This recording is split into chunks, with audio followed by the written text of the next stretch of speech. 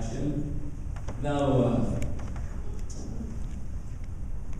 I am not supposed to speak to you this morning, but this gives me also a challenge. When I am in the Philippines, I will see to the church. I am almost going around Manila because I have a goal, and that goal is to prepare the people for the soon coming of Jesus Christ. I am not a good speaker. You can speak better than me.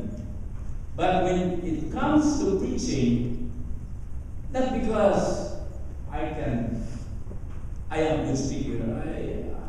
I compare myself with others. I'm far behind. But I just ask the Lord to give me the power to convince people. And every time I go to the church, I have 4 churches now that I'm going to help in Ligan. And if you want to go with me, you can go. What I am doing there is this. By the way, I will stop at 12 o'clock, okay? When I go there, I have already prepared 4 churches, and these churches needs help. And that's why I'm very happy for the people who have helped me. I will mention the name here, Margie and Gina, and the rest of you who have helped me. I have the money, and of course it's not really big, but this can help in helping the layman. You know how much the layman will receive every month? $100. Okay, now what I do, I prepare the church. Okay, this is my modus operandi. I have groundwork for 3 months. Okay, groundwork for 3 months, and after 3 months, these churches has already interest, and then that's when we'll begin after 3 months we'll begin our evangelistic mission preaching. After our reaping, we call this reaping. Reaping is only 10 to 12 days. And those of you who like to go and preach, now there are 4 churches now, but there are a lot of churches. Can you imagine Iligan City, where I am, has 4,000 members. And around all the cities, can you imagine around the cities, there are 22 churches. But, the most, I would say, beautiful thing is that there are churches that have been started and our members are using the church, but they are not finished. They are not finished. And so I have 4 churches I am helping pen, and I will get the picture, and the money also comes from me. Okay? That's why every time I said I come from Apple Valley. Now, brethren, if you are from this Apple Valley church, you are the one Jesus said, you may not be able to go and preach the gospel there personally, but you can what? You can help by sending your money. Right? Sending your money. $100 a week. Can you imagine that? But they are happy about that. Now, after this, we will have a vision. When I went there last, I was able to get a picture.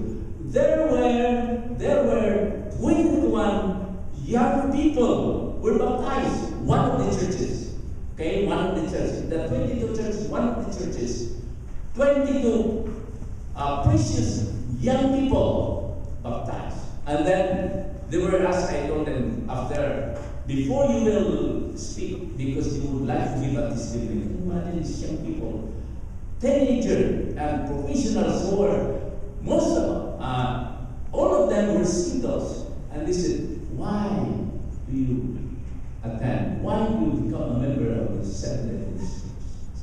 Can you see? Because I want to be saved when Jesus comes. Why? Why be saved? Now, I told them, this church is not a means for salvation, right? This is not a means for salvation. Why? Because the doctrine, okay, the doctrine of the church lead us to salvation, right? It's the doctrine of the church. And now, when we were preaching, even in my library, when we were preaching in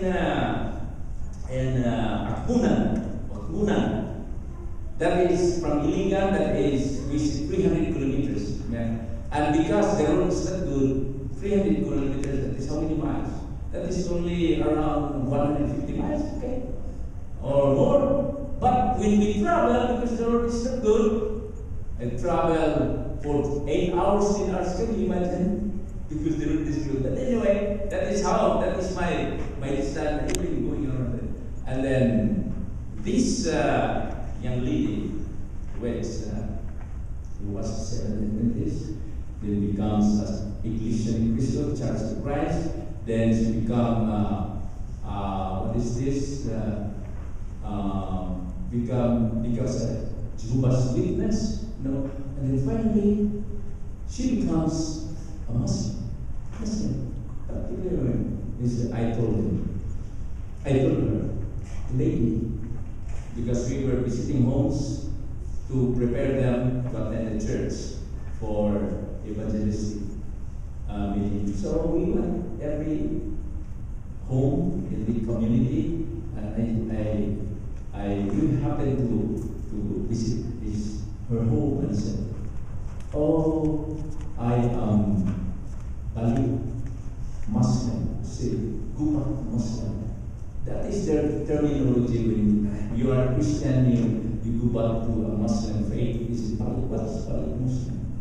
Means to say, they go back to Muslim faith. I said, why? Say, why is it that you call Muslim is the most, the true church? He said, why?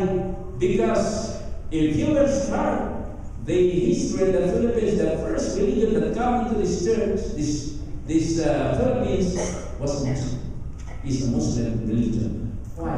How do you know? Now my son was a doctor, and he always went around Mindanao to have a medical mission, and he went to the far-flung southern part of Mindanao.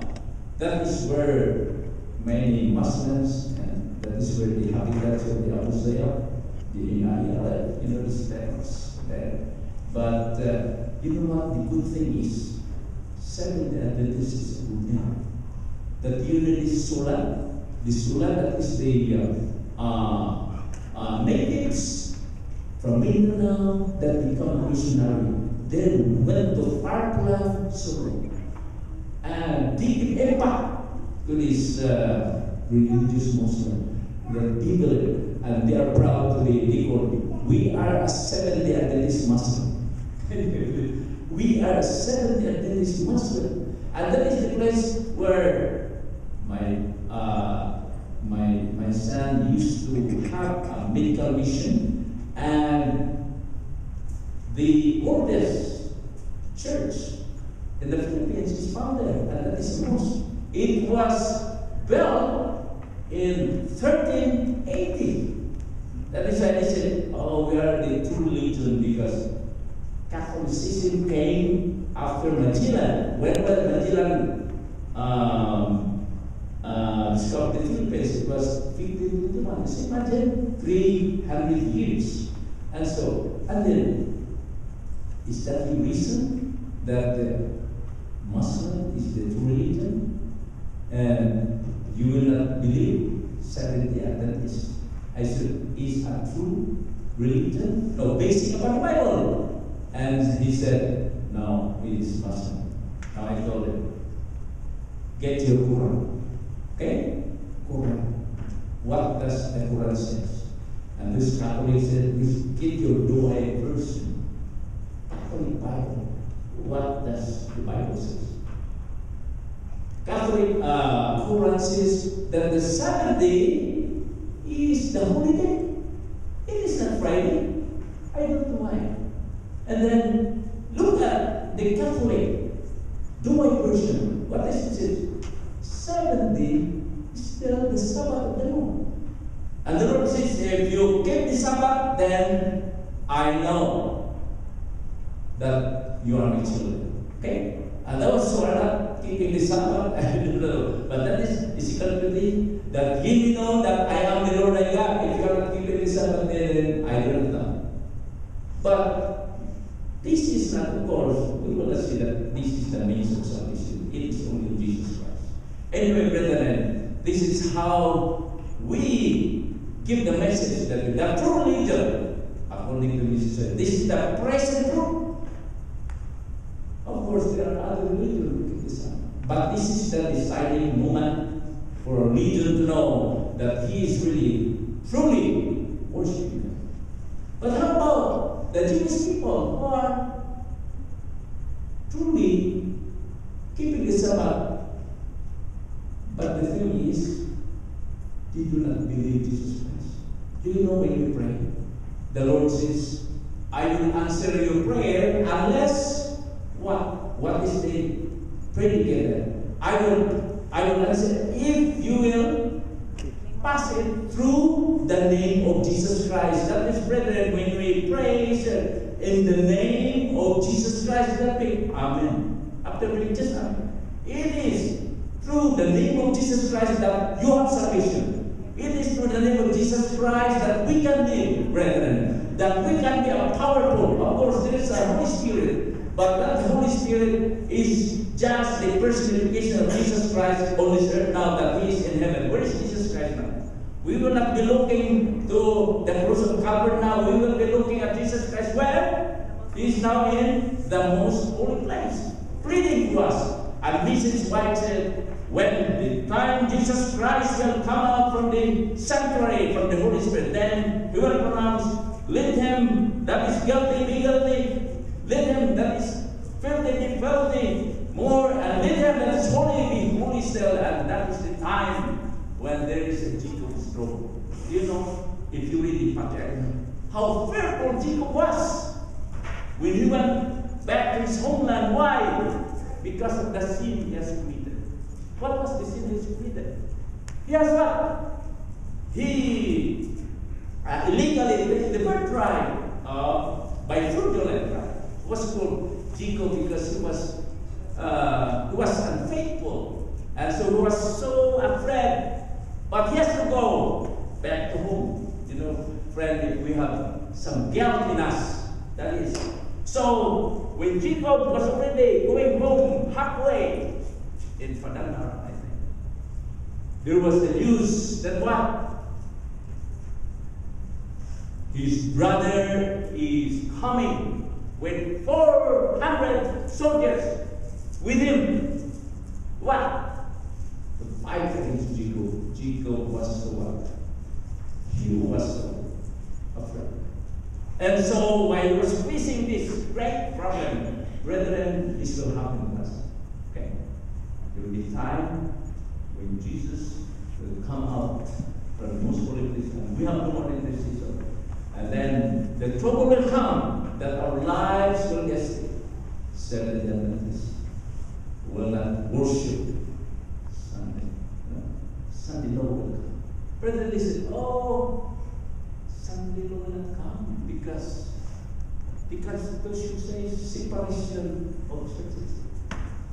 But you know, brethren, according to the spirit of prophecy, that the Constitution will change. Do you think now the Constitution is not changed?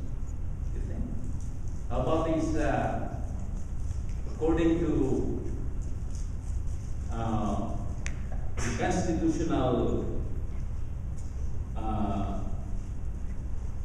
constitutional statement that marriage is between men and a woman. Now, you think the law is not changed?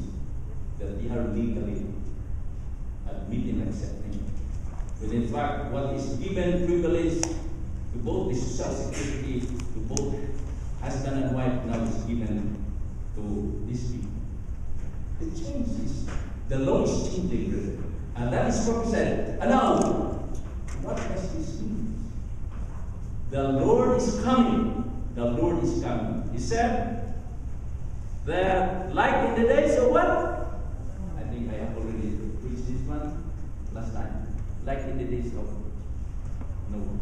like in this episode. And we are now in the days, brethren. And so, there's a question. What time is it now? And are you ready for that time?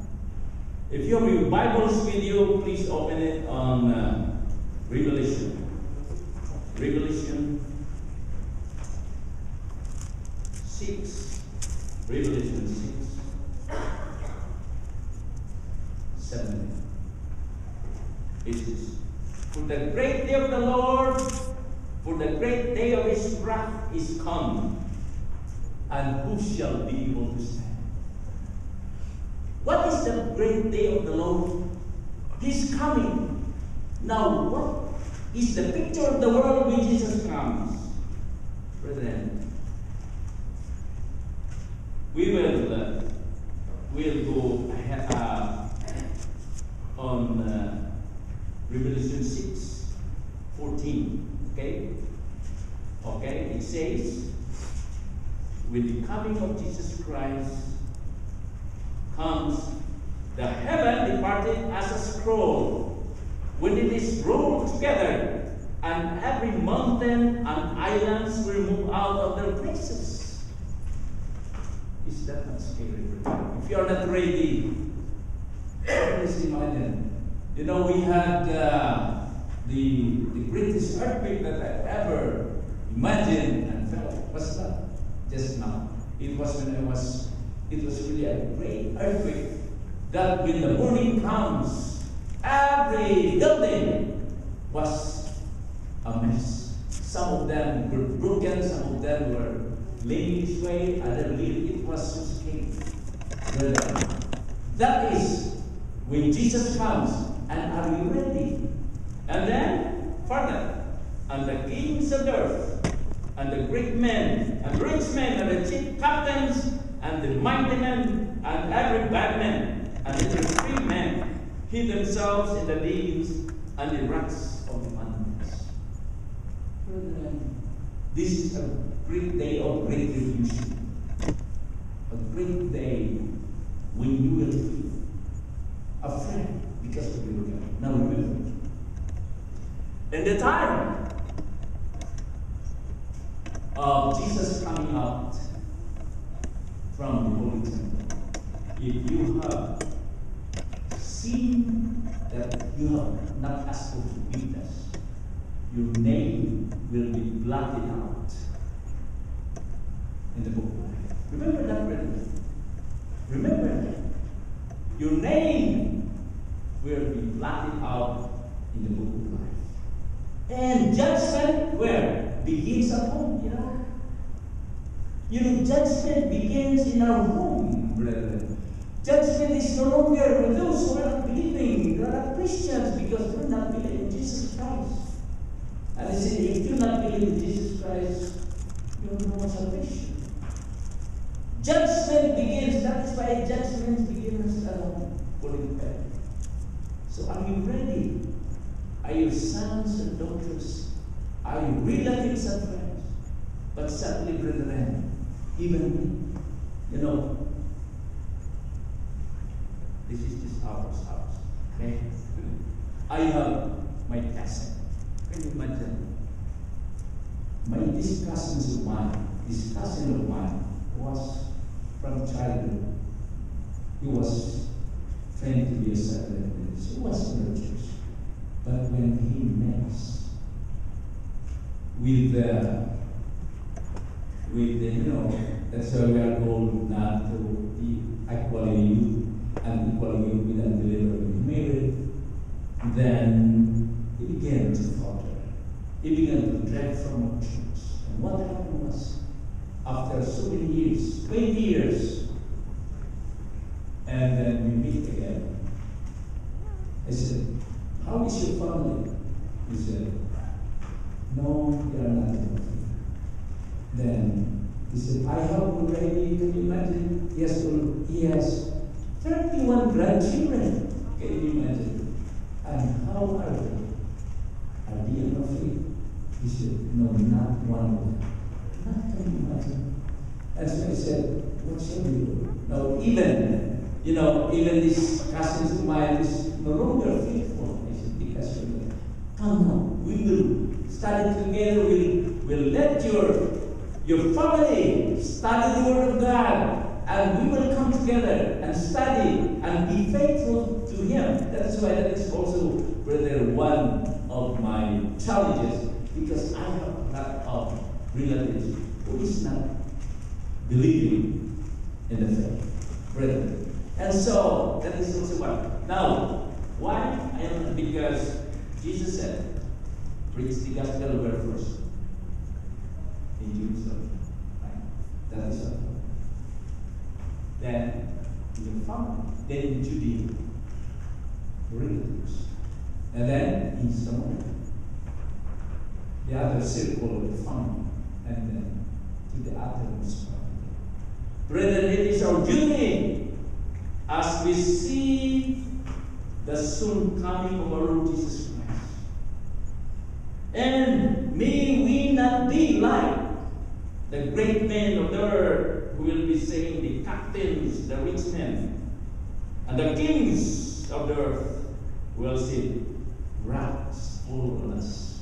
But we who are faithful in the Lord will be clapping our hands with happy faces and say, Lord, we are ready to meet you. To be with you in that beautiful home which thou hast prepared for us. Brethren, what is the answer of the question, who will stand in that great day of the Lord? Can you stand? Can I stand?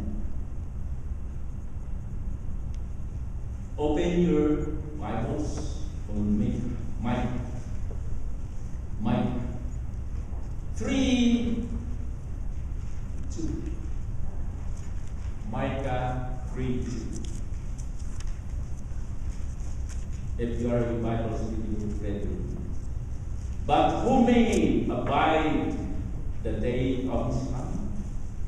And who shall stand when he appears? For he is like a refiner's fire, and like fuller's. That is what Micah said. But David has answered his question. Who will stand when the Lord will come? Psalms 24, our scripture reading. Open reading. Psalms 24, 3 and 4.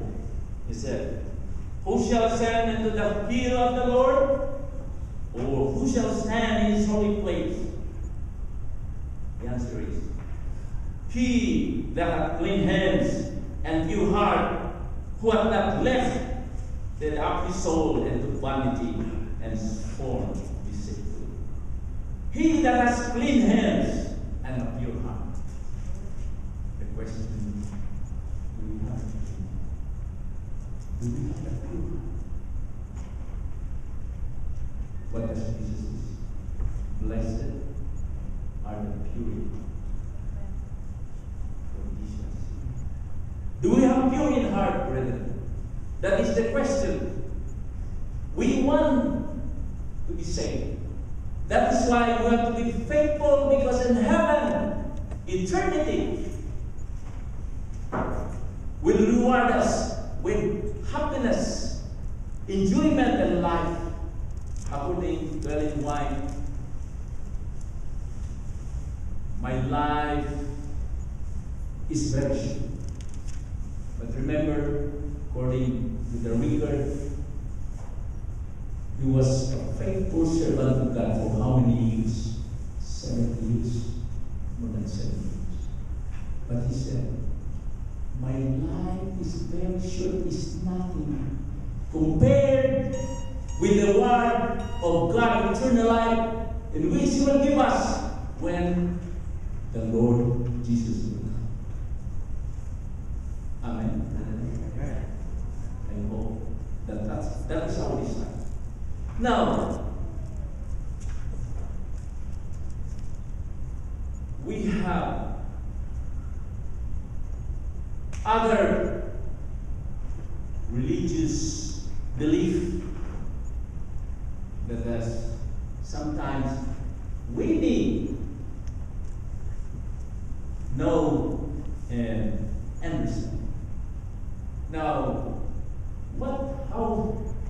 question is, do we really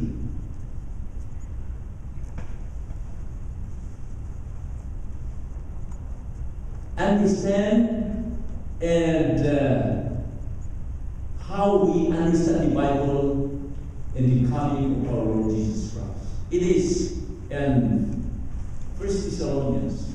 Can you open the Bibles with you on Thessalonians?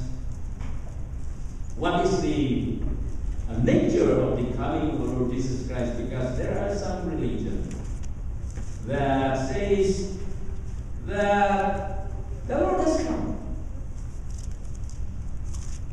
I have been, one of our relatives, he was a Jehovah's Witness. Okay? And he told us, the Lord has come already. He's come. Because they didn't believe that our principle, our faith, understanding the Bible, that we will have how many years in heaven? We will have 1,000 years. He said that 1,000 years will be spent here on earth. That is what he said. That is very better. And there is also a very popular biblical religious belief that there is a secret rapture. That those righteous will power. That the Lord will just probably Dr. Jack, if he is faithful, he will just be taken out from outside, and every one of you. That is a secret rapture. Is that biblical? No. I many believe in that. Okay? Is it biblical? Okay.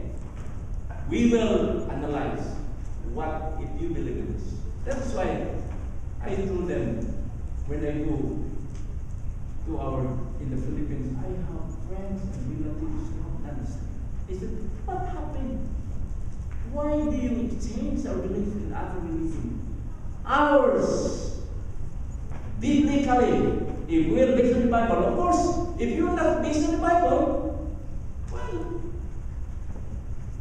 we cannot argue. But basing the Bible as far as principle is concerned, we are the religion that follow the nearest to the Bible, if that's true. We are nearest to the Bible. If you have your Bibles with you, please open it. I have 2 minutes more to go. Please open on 1 Thessalonians, you say. 1 Thessalonians 4, 13 until 18. I will read this one. Now, remember this. This is the principle of Jesus coming. Because some will say that Jesus coming will come. He will come this way. Okay? 1 Thessalonians 4:13. But I will not have you to be ignorant, Paul said to the Thessalonians, brethren, concerning them which are asleep, that ye sorrow not as others which have no. For if we believe that Jesus died and rose again, even of them also which sleep in Christ, will God reign with him. For this we say unto you by the word of the Lord, that we which are alive and remain unto the coming of the Lord shall not prevent them which are asleep. For the Lord himself shall descend from heaven with a shout, with the voice of the archangel, and with the trump of God, and the dead shall rise. And the dead in Christ shall rise first. That is why, brother, there is no immortality of the soul. Meaning, I'm very sad to hear, even from our brethren, especially funeral services. I know that my dad, that my mom, or my sister, or God is looking at us. Can you imagine? Now, according biblical principle, that all who died will stay in their grave under Jesus. So there's no immortality. They will stay in the grave. And when Jesus comes, what? Together with Him, Jesus will not touch the ground. But what? We will meet Him in the air. Brethren, we will meet Him in the air. And if you have this atlas, it's very nice. Because we will be, when Jesus will bring us to heaven, we'll be in the chariot of clouds in clouds. We'll be running. Can you imagine that? We'll be traveling 5 times as fast as the speed of the light. What is the speed of the light per second? 106,000. Can you imagine? And there, going to heaven, we will be traveling for 7 days with that speed. How far is going to heaven? Can you imagine that? And there, we will be talking to and other patriarchs. We'll be talking to disciples of Jesus. Or probably we're sitting there with them, living with Jesus. And when we arrive in that heavenly gate, Jesus Christ will swung open the great city, and He will say to the Father, Father, this is the redeemed. This is your children. Welcome them. Will be welcomed by the angels. Thousands and millions of angels will be welcomed. Are you ready for that day? By the brethren, my message this morning is for us all. That's why I was praying, Lord, give me always that faith that will carry me through. Because even we who are all in faith, many times we are tempted, right? There is always temptation.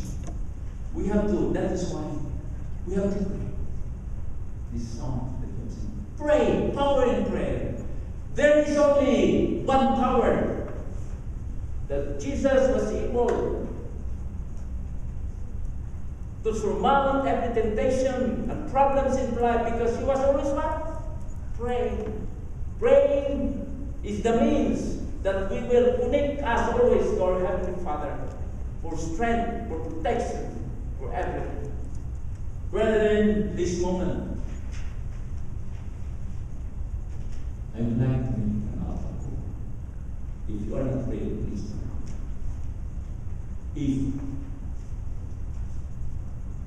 any one of us who would like to get ready, to be prepared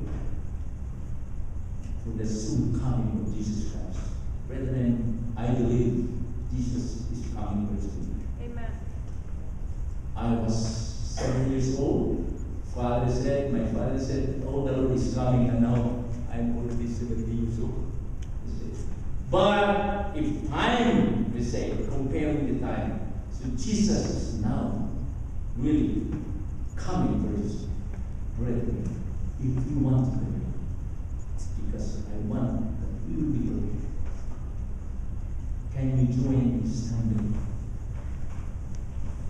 So that when Jesus comes, all of us will be ready, not only in this church, but our family, our friends, brethren. That's why we have really to share this good news of the gospel, that those who are faithful will have that eternity, the gift of God to us. Heavenly Father,